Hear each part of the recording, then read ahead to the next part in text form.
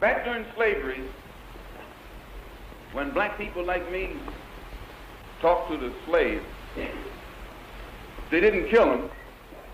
They'd send some old house Negro along behind him to undo what he said.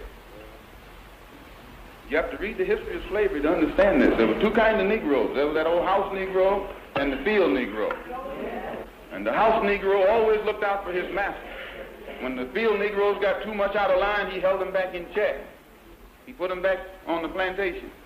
The house Negro could afford to do that because he lived better than the field Negro.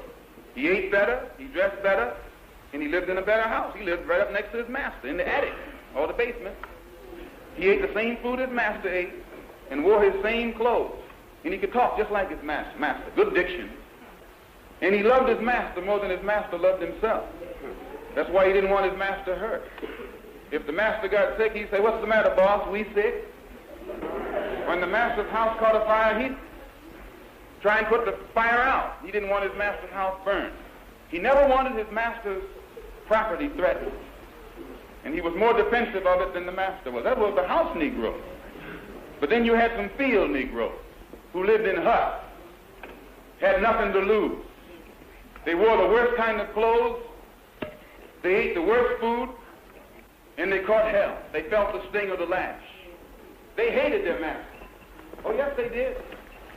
If the master got sick, they prayed that the master died.